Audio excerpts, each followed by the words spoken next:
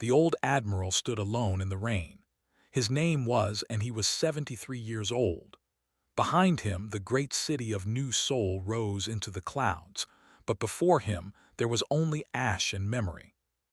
The memorial of ashes stretched for 3 kilometers. It was built on the ground where the old Seoul once stood, before the consortium burned it, before they came to take everything. Touched the black stone wall. Names were carved into it, millions of names. His mother's name was there. His father's name was there. His little sister's name was there. She had been only 6 years old when they took her. That was 60 years ago. 60 years since humanity won its freedom, but never forgot. None of them forgot. He closed his eyes, and the memories came like poison. The year was 2189 when the sky broke open, was 13 years old. He remembered standing in his family's small apartment, watching the news with his parents. The reporters were screaming. Strange ships filled the sky over every major city on Earth, ships larger than mountains, ships that blocked out the sun. The Galactic Consortium had found Earth. At first, people thought it was a miracle. Humanity was not alone. There were other intelligent species in the universe. 12 of them, all united under one government. They had technology that seemed like magic. They could cure any disease. They could travel between stars in days. They had lived for thousands of years. But miracles do not last. The consortium studied humanity for 1 month. They watched humans work. They watched humans fight. They watched humans survive in conditions that would kill other species. Then they made their decision. The harvest decree came on a cold morning in December. Every species in the consortium voted. Though with their hard shells and many legs voted yes. The who lived in water and breath through gills voted yes. The ancient and proud, with skin like silver and eyes like stars, voted yes. All 12 species agreed. Humanity was not a civilization. Humanity was a resource. The decree said that humans were biologically suited for labor. It said humans could survive in toxic air, extreme heat, and crushing pressure. It said humans could work 18 hours without rest. It said humans bred quickly and died easily, making them replaceable. It said humans were not people, they were tools. The ships came down. Soldiers in strange armor walked through the streets. They did not ask, they did not explain, they simply took. Remembered hiding in a closet with his sister while his parents screamed. He remembered the door breaking. He remembered cold hands pulling him into the light. He remembered his mother reaching for him, and the sound she made when they hit her. They put humans in ships. They sent them to distant worlds. They put them in mines filled with poison gas. They put them in factories that built machines too dangerous for other species to touch. They put them in laboratories where scientists cut them open to see how they worked. Millions died in the first year, tens of millions in the first decade. The consortium did not care. There were always more humans. Was sent to a mining colony on a world with no name, just a number, planet 7741. The air there burned his lungs. The water made his skin bleed. He worked 16 hours every day, breaking rocks with tools that were older than his grandfather. He watched friends die. He watched strangers die. He watched children die. But humans did not break. In the dark tunnels of planet 7741 met others who refused to give up. They whispered to each other when the guards were not watching. They shared food. They shared hope. They made plans. The resistance began in small ways, a broken machine here, a hidden message there. Humans learned the consortium's languages. They learned their technology. They learned their weaknesses. It took 150 years. 150 years of blood and sacrifice. 150 years of secret meetings and failed uprisings. 150 years of watching loved ones die and still refusing to surrender. Then, in 2339, humanity rose. The Liberation War lasted 8 years. It was brutal. It was costly. Earth lost 2 billion more people. But in the end, the consortium broke. They could not understand how humans kept fighting. They could not understand how a species they had called weak and disposable had become the most dangerous force in the galaxy. The war ended in 2347. Humanity was free. Now 60 years later, Admiral stood in the rain and remembered. His bones ached. His heart was tired. But he was still here, still standing on the ashes of everything they had lost. A young voice broke the silence. "Admiral, they need you inside." Turned, a young officer stood behind him holding an umbrella. Her name was Park. She was one of the minds of the new generation. She had never known chains. She had grown up free. "What is it?" asked. His face was pale. "There is a transmission, sir, from the consortium." Felt his chest tighten. Humanity and the consortium had not spoken in decades. After the war, they built walls between them. Not physical walls, but walls of silence and hate. "What do they want?" he asked. Swallowed, "They are asking for help, sir. He is dying. There is a plague. They say millions are already dead." Stared at her. He remembered overseers with their clicking legs and cold eyes. He remembered a guard who beat his mother until she stopped moving. "And why should we care?" he asked, his voice hard. Looked at the memorial, at the millions of names carved in stone. "I don't know, sir, but they are begging. The transmission said they remember our medicine. They remember how humans survived things that killed other species. They are asking us to save them." Laughed. It was not a happy sound. "They put us in chains. They watched our children die in their minds. They called us animals, and now they want us to save them." He looked up at the gray sky. Somewhere beyond those clouds on distant worlds, the species that had enslaved humanity were dying. The universe had a sense of humor, it seemed. "Tell the council I am coming," he said. "This decision is not mine to make." He took one last look at the memorial, at his mother's name, at his sister's name. Then he walked into the rain, toward a future he never expected. The council chamber was silent. 20 of the most powerful humans in the galaxy sat around a curved table, and not one of them spoke. On the massive screen before them, a face that was not human begged for mercy. The queen was dying. Her shell, which should have been bright green, was turning gray and cracking. Her 6 eyes, once sharp and cruel, were clouded with pain. Her voice came through the translator as a broken whisper. "We know what we did. We know you have no reason to help us. But our children are dying. Please, we remember your strength. We remember your medicine. Please help us." Supreme Chancellor watched the screen with a face that showed nothing. She was 58 years old, with gray hair cut short and eyes that had seen too much. Her grandmother had died in a consortium labor camp. Her mother had been born in chains. Herself was the first in her family to be born free. The transmission ended. The screen went dark.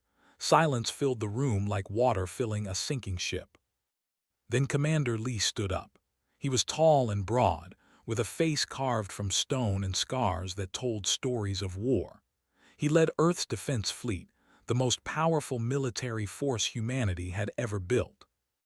"No," he said. His voice was calm, but it cut through the silence like a knife. "We owe them nothing. Let them burn." Murmurs spread through the council. Some nodded, others looked uncertain. "Commander," Chancellor said, "explain your position." Walked to the window. Outside, Earth's orbital command station floated in space. Below them, the blue and green planet turned slowly. Humanity's home. The world the consortium had tried to strip of everything. "My mother died in a mining colony," said. "She was 19 years old. She had been there since she was 12. They worked her until her lungs filled with poison dust. When she could not work anymore, they threw her body into a pit with 10,000 others." He turned to face the council. "My father was sold to They used him for experiments. They wanted to know how long a human could survive underwater. The answer was 4 minutes and 32 seconds. His voice did not shake. It did not rise. It was simply empty. I have no parents because of them. I have no childhood because of them. I spent my first 15 years in a cage eating food that was not fit for animals, watching my people die every single day. And now they want our help." He slammed his hand on the table. They had a vote, all 12 species. They could have said no. They could have said that slavery was wrong. They could have treated us like living beings. But they chose to put us in chains, every single one of them. Councilwoman raised her hand. She was younger than most of the council, only 40, with kind eyes and a soft voice. "Commander, I understand your pain. We all share it. But we must think about what this decision means." "It means justice," said. "Does it?" asked. "Or does it mean revenge?" Before could answer, the door opened. A woman in a white medical coat walked in. Her name was Shin, and she was Earth's leading epidemiologist. The study of diseases was her life's work. "Forgive me for interrupting," she said, "but the council needs to hear this." Chancellor nodded. "Speak." Activated her tablet. Images appeared on the main screen. Medical charts, microscope images, maps showing red dots spreading across star systems. "The plague is called the withering," she said. "It attacks the body at the cellular level. It breaks down tissue, organ by organ, until nothing is left. Death takes between 2 and 6 weeks.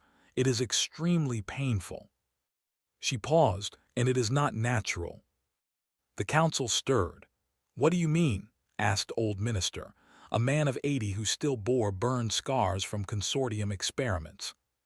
"I mean someone made this disease," said. "The structure is too perfect, too targeted. This is a weapon." Frowned. "A weapon made by who?" Changed the image. Old files appeared, documents with consortium symbols. "By the consortium itself," she said. 200 years ago, they developed biological weapons to control slave populations, diseases that could kill humans quickly and efficiently if we ever became too dangerous. They called it Project Silent Hand. The room was completely still. "But something went wrong," continued. "The weapon was never used on us. It was stored and forgotten. Now somehow it has been released, but it mutated.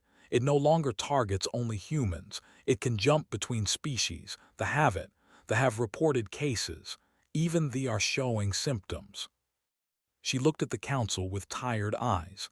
"They made a weapon to destroy us, and now that weapon is destroying them." Minister laughed bitterly. "There is a God after all." But Chancellor did not laugh. "Dr. Shin, can we create a cure?" "We already have the foundation for one," said. "Human immune systems are remarkably adaptive. We have natural antibodies that can fight the plague. With enough research, we could develop a treatment that works for all species." "How long?" asked. 6 months, maybe less if we have help from their scientists." Commander shook his head. "You want us to save the species that tried to genocide us with this very weapon. The irony is justice. Let nature take its course." "And what happens then?" Councilwoman asked. "If the consortium falls, their trade networks collapse. Planets that depend on their food supplies will starve. Wars will break out over resources. Millions of innocent beings will die. Beings who never voted for our slavery. Children who were not even born." She looked at, "And what about us? We trade with neutral systems that trade with the consortium.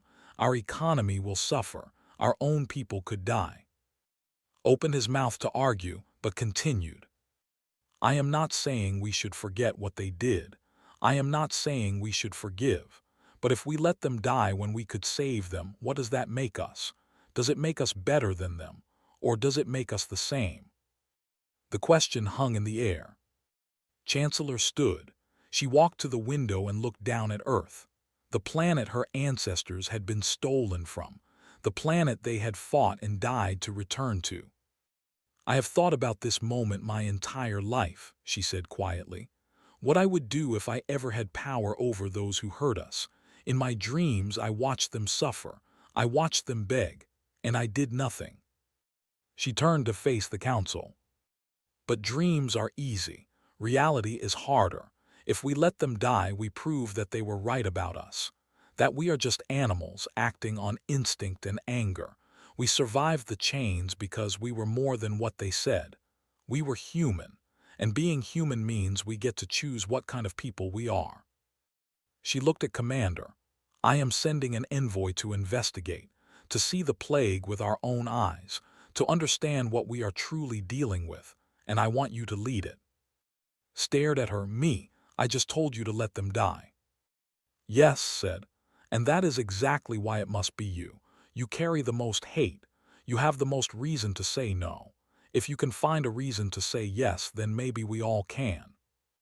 Was silent for a long time, then he nodded slowly. I will go, he said, but I make no promises. Chancellor smiled sadly. None of us can, that is what makes us free. The ship was called the Unforgotten. It was a name that Commander Lee had chosen himself. He wanted the consortium to see that name on their screens. He wanted them to remember what they had done. The ship carried a crew of 200, but only 4 people mattered for this mission. Led them. Dr. Shin came to study the plague. Sergeant O, a quiet mountain of a man, came to keep them safe, and came to translate and speak with the aliens. Was different from the others. She was 40 years old, but she looked older. Her face was thin. Her eyes were careful, always watching, and on her arms, hidden under long sleeves, she carried the marks of her past. Had been born in a consortium breeding facility. They had raised humans there like animals, selecting the strongest and healthiest for work. She had spent 25 years in slavery before the Liberation War freed her. She still remembered every moment. The ship traveled for 3 days through empty space. No one spoke much. The weight of where they were going pressed down on all of them. On the 4th day, they arrived at stood on the bridge and watched through the main window. The planet below was brown and gray, covered in massive hive cities that stretched across continents. Once, it had been one of the most powerful worlds in the galaxy. Now, it looked like it was dying. We are receiving landing permission, the communications officer said. They are thanking us for coming. Said nothing. He turned and walked to the shuttle bay. His team followed. They landed in the center of the largest hive city. The streets were empty. Buildings that should have been full of activity stood silent. The only movement was medical vehicles carrying bodies. An official met them at the landing pad. He was old, his shell cracked and faded. He walked with difficulty, leaning on a staff made of metal. Commander, he said through his translator, I am Keeper. I will take you to our medical centers. Thank you for coming, thank you. Looked at him coldly. I am not here to help you. I am here to observe, nothing more. Lowered his head. I understand, please follow me. They walked through the dying city. Everywhere were suffering. They lay in the streets, their shells crumbling, their bodies failing. Medical workers moved among them, but there was nothing they could do. The plague had no cure. Doctor took samples and made notes. Her face was professional, but could see the shock in her eyes. She had studied diseases her whole life. She had never seen anything like this. They entered a medical center. The smell hit first, death and decay. The sound came next, crying, screaming, begging. Children lay in small beds. Their shells, which should have been forming and hardening, were soft and broken. They shook with fever. They called for their parents. One child saw the humans and reached out with a thin arm. Help, she whispered. Please help. Stopped, he stared at the child. She looked nothing like a human. She had 6 legs and compound eyes and a body covered in plates, but the fear in her voice was the same. The pain was the same. He remembered an overseer on planet 7741. The overseer had killed a human child for stealing food, just broke the boy's neck and threw him aside, like he was garbage. But this child had done nothing. This child had not even been born when humanity was in chains. Sergeant put a hand on shoulder. Commander. Shook his head. Keep moving. They continued through the medical center. Doctor worked quickly, gathering data, asking questions. She learned that the plague had appeared 6 months ago in a small city on the southern continent. It had spread faster than anything they had ever seen. In a private room, they found someone unexpected, and they were the oldest species in the consortium. They had silver skin and eyes that glowed with soft light. They lived for thousands of years. They considered themselves better than all other species. This was sick. His silver skin was turning black. His eyes were dim. He lay on a bed too small for him, shaking with fever. Even the mighty Fall whispered. Stepped forward, she looked at the for a long moment. Then she spoke in his language. Her voice was calm. Do you remember the breeding facilities? The places where you raised humans for labor? He opened his eyes. He looked at her with something like shame. I remember. I was born in one, said. Facility 7. Scientists ran it.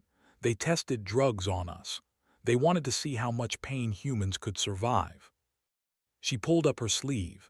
Her arm was covered in old scars, burn marks, injection sites, the map of a tortured life.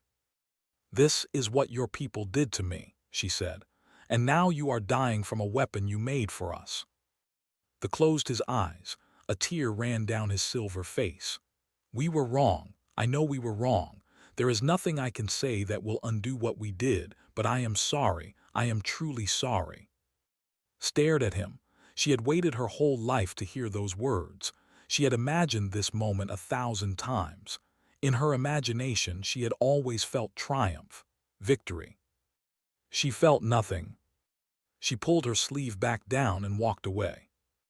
That night, Doctor called the team together in their secure room. Her face was pale. Her hands were shaking. I found something, she said, something important. She showed them data on her screen. Old consortium files that Keeper had given her access to. The plague was definitely engineered, she said. Project Silent Hand. But it was never meant to be released. It was a weapon of last resort, designed to kill humans if we ever became too powerful.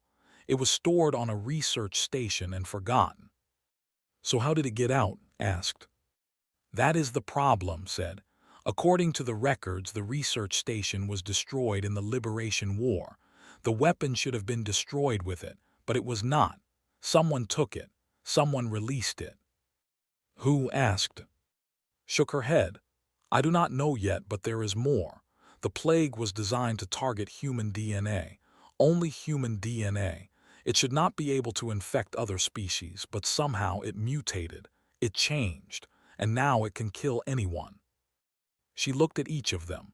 Do you understand what this means? They made a weapon to destroy us, and that weapon has become their destruction instead. The irony is, it is almost beautiful. Did not smile. Beautiful is not the word I would use.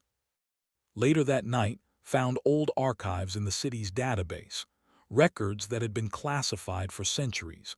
She read them with growing shock. Commander, she said, you need to see this. The records told the story of a species called the. When the consortium had voted to enslave humanity, the had voted no. They had argued that humans were intelligent beings with rights. They had called the enslavement a crime. The consortium had responded by destroying them. Every colony, every ship, every man, woman, and child. They had wiped the species from existence. They killed an entire species because they defended us, whispered, and no one ever knew. Read the records in silence.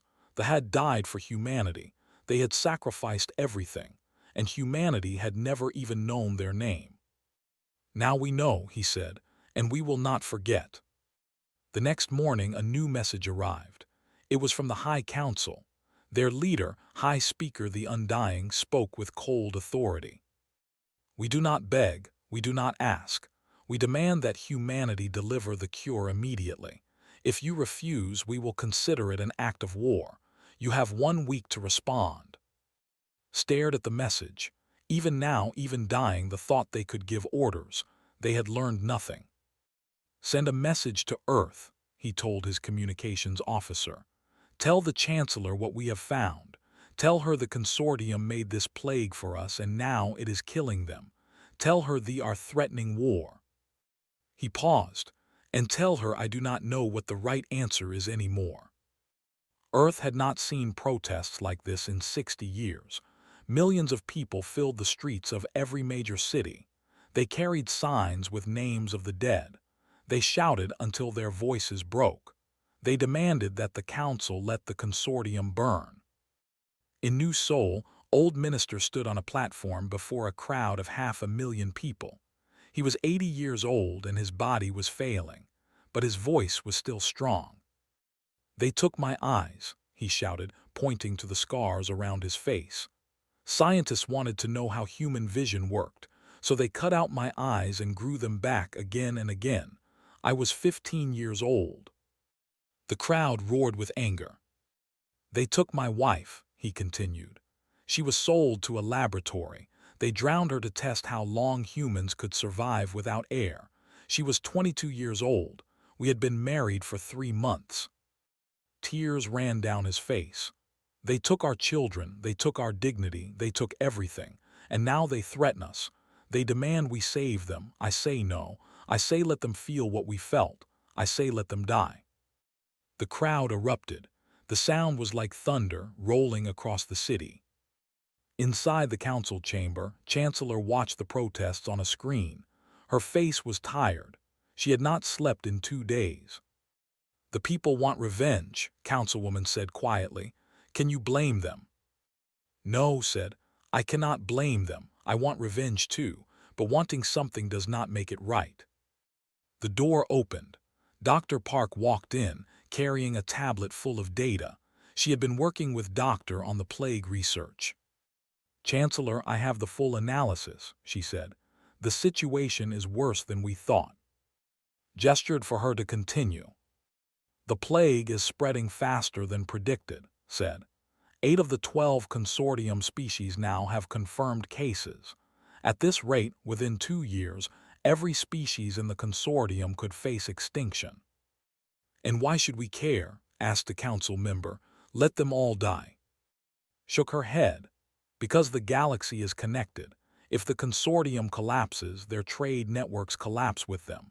37 neutral species depend on consortium shipping routes. 19 species depend on consortium food production. If those systems fail, we are looking at galactic famine. Billions of deaths." She looked at the council with serious eyes. "And Earth is not isolated. We trade with systems that trade with the consortium. Our economy would suffer. Our own people could starve. If we let them die, we hurt ourselves." The room was silent. "There is more," said. "The plague is still mutating. Doctor believes there is a small chance, maybe 5%, that it could eventually evolve to infect humans again. If that happens, and we have not developed a cure." She did not need to finish. Everyone understood. Chancellor closed her eyes. The weight of the decision pressed down on her like a mountain. She thought of her grandmother who had died in chains. She thought of her mother who had been born in a cage. She thought of her own children who had grown up free. "If we save them," she said slowly, "we prove that we are better than what they did to us. If we let them die, we become what they always thought we were, animals acting on instinct." "Is being better worth it?" Minister asked. "Is it worth letting them live after what they did?" Before could answer, Commander Lee walked into the chamber. He had returned from his face was different. The cold anger was still there, but something else was mixed with it, something that looked almost like doubt. "Commander," said, "give us your report." Stood before the council. He told them everything. The dying cities, the sick children, the who had apologized, the who had died defending humanity. He told them about the weapon made for humans now killing its creators. Then he said something no one expected. "I went there to watch them suffer," he admitted. "I wanted to see them die. I wanted to feel justice. But when I looked at their children dying in pain, calling for their parents, I did not feel justice. I felt sick." He looked at the council. "I hate them. I will always hate them. Nothing they do will ever undo what they did to my family, but their children did not enslave us. Their children were not even born. And when I watched those children die, I did not feel like I was winning. I felt like I was becoming what I hated. The room was completely still. Stepped forward, she had come back with steam. She had been silent until now. "May I speak?" she asked. Chancellor nodded. Walked to the center of the room. She pulled up her sleeves, showing her arms to everyone. "I was born in a breeding facility," she said. "I spent 25 years as a slave. I was beaten. I was experimented on. I was treated like an animal. I have more reason to hate them than anyone in this room." She looked at each council member.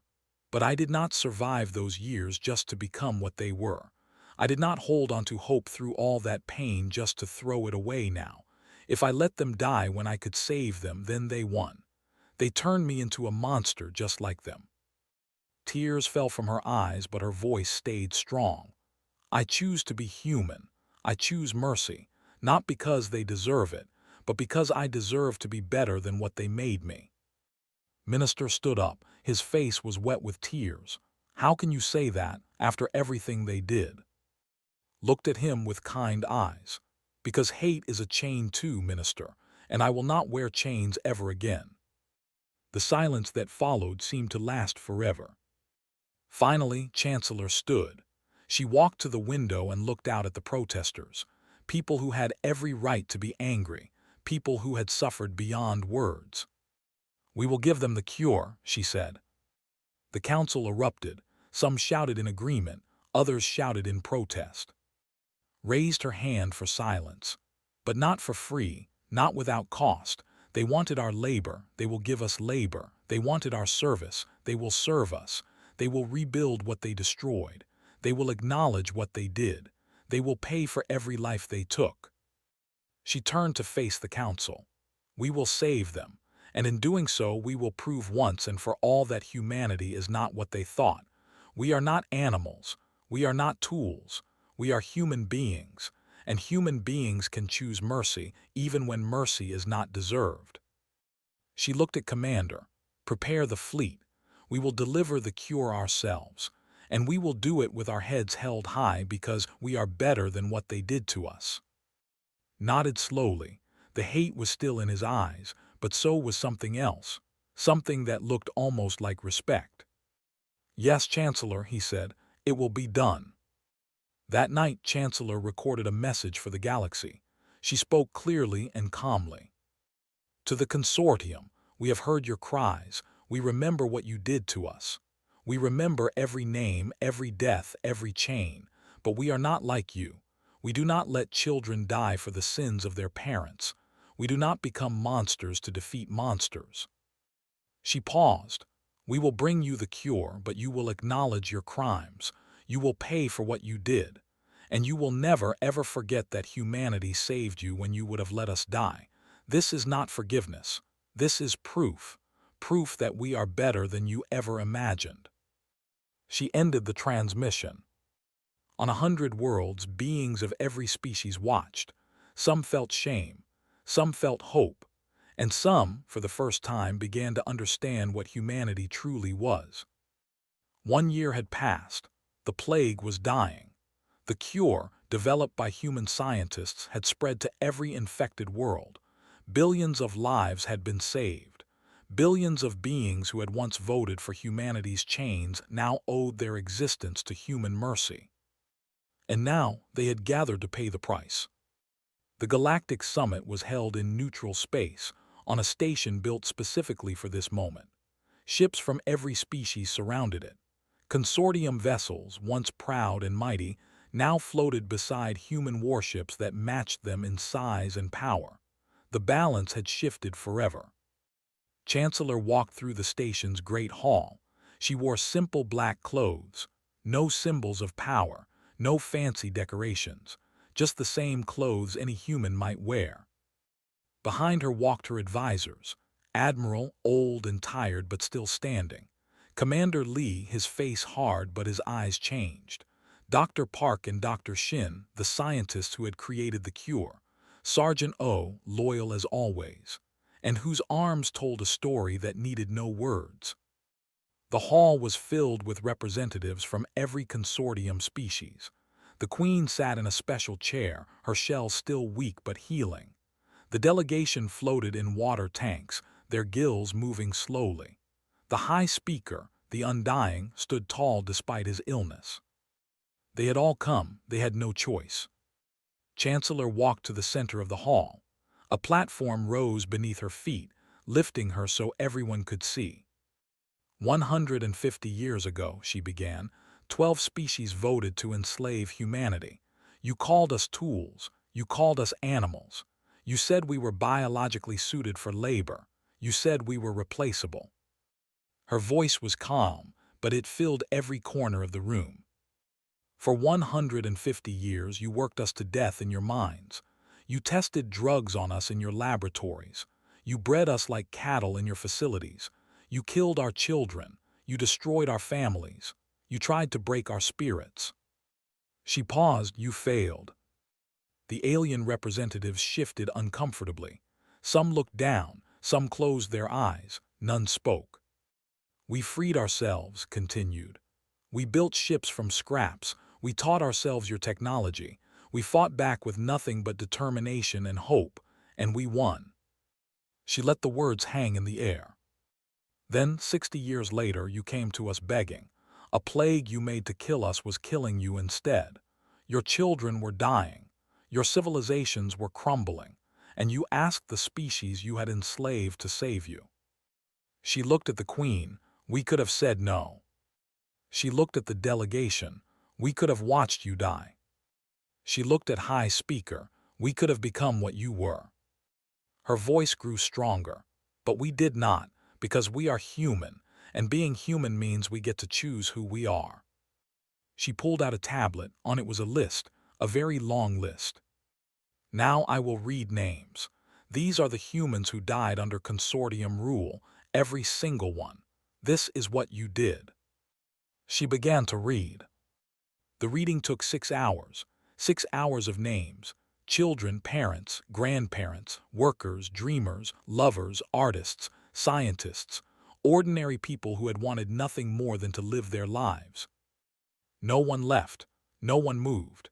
They sat and listened as humanity's pain filled the room like a flood. When the last name was spoken, lowered the tablet. Tears streamed down her face, but her voice remained steady. Now you know their names. Now you will remember them. For as long as your species exist, you will carry this memory. This is the least you can do. She gestured, and a document appeared on every screen in the hall. The New Covenant. This is what we demand, she said. Not request, not ask, demand.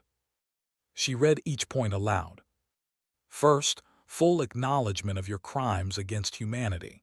This acknowledgement will be written into the historical records of every species. Your children will learn what you did. You will learn. No one will ever forget. Second, reparations. Not in money or resources. In service. For 300 years, consortium species will help rebuild what they destroyed. You will work beside humans as equals, doing honest labor until the debt is paid. Third, the remembrance. When humanity was enslaved, one species stood for us. They voted against our slavery. They called it a crime, and you destroyed them for it. You killed every man, woman, and child. Now you will build a memorial to them in every capital of every consortium world. You will remember the species that died for us. Fourth, humanity will hold permanent seats on all galactic governing bodies. We will have veto power on any resolution concerning the rights of sentient beings. Never again will any species vote to enslave another. We will make sure of it. She looked around the hall. These are our terms. You may accept them or you may refuse. But know this, if you refuse, we will leave. We will take our cure and go, and you can face extinction alone.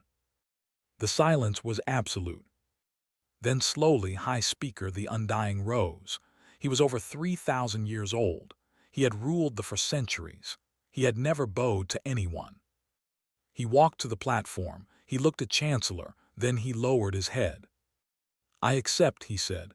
"On behalf of the I accept, we were wrong, we were cruel, and we will carry this shame forever." He took a pen and signed the covenant. One by one, the other species followed. The queen signed with shaking hands. The representative signed from inside his water tank. 11 species in total, all that remained of the great consortium. When the last signature was made, nodded. "It is done," she said. "We are not enemies anymore. We are not masters and slaves. We are equals. Let this be the beginning of a new galaxy." Later, after the summit ended, Admiral returned to Earth. He went back to the Memorial of Ashes, where everything had started. The memorial had changed. A new structure stood beside it now. A tall pillar made of white stone, reaching toward the sky. Words were carved into its base. The pillar of what we chose not to become. Stood before it, his bones ached, his eyes were tired, but for the first time in 60 years his heart felt light. Footsteps approached. Dr. Shin walked up beside him. "Do you think we made the right choice?" she asked. Watched as a delegation approached the memorial. They carried flowers, human flowers. They began laying them at the base of the monument, reading the names of the dead, trying to pronounce them correctly. "We did not choose to be slaves," said. "We did not choose to suffer. We did not choose to lose everyone we loved. Those things were done to us." He looked at the pillar. "But this we chose. We chose to save them when they would have let us die. We chose mercy when they showed us cruelty. We chose to be better than what they made us." He turned to. "That is what makes us free, not the absence of chains, but the power to choose who we are, even when the easy choice is revenge." Nodded slowly. "Do you think they will ever truly understand what we gave them?" Watched a young child trying to pronounce a human name. The child's parent helped, sounding out each syllable carefully. "Maybe not," he said. "Maybe they will never fully understand, but their children might. And their children's children. Someday, 1,000 years from now, someone will stand before this memorial and know that humanity had every reason to destroy the galaxy, and chose not to." He smiled, and for once, the smile reached his eyes. "That is our legacy, not revenge, not hate, but the choice to be human, the choice to show mercy, the choice to build something better from the ashes of something terrible." He looked up at the sky. Somewhere beyond the clouds, ships were flying to distant worlds. Human doctors were treating alien patients. Human teachers were teaching alien children. Human engineers were rebuilding what had been destroyed. The chains were truly broken now, not just the physical chains, but the chains of hate, the chains of revenge, the chains that would have bound humanity to the past forever. They were free. And they had chosen what to do with that freedom. Walked up beside them. She looked at the memorial, at the names carved in stone. Then she looked at the pillar. "My grandmother used to say something," she said quietly. "She said that anyone can survive, but only the strong can forgive." She touched her arm. "I used to think strength meant fighting. Now I know it means something else. It means choosing who you want to be, no matter what was done to you." Put a hand on her shoulder. "Your grandmother was wise. She died in a labor camp," said, "but she died free in her heart, and now so are we all." They stood together in silence, watching the flowers pile up at the base of the monument. Human flowers and alien flowers, side by side. The sun was setting over New Seoul. The sky turned orange and gold, and for the first time in a very long time, the future looked bright. Humanity had faced extinction. They had faced slavery. They had faced hatred beyond measure. And they had chosen love. That was their victory, not in battle, not in revenge, but in mercy, in hope, in the simple, powerful choice to be human.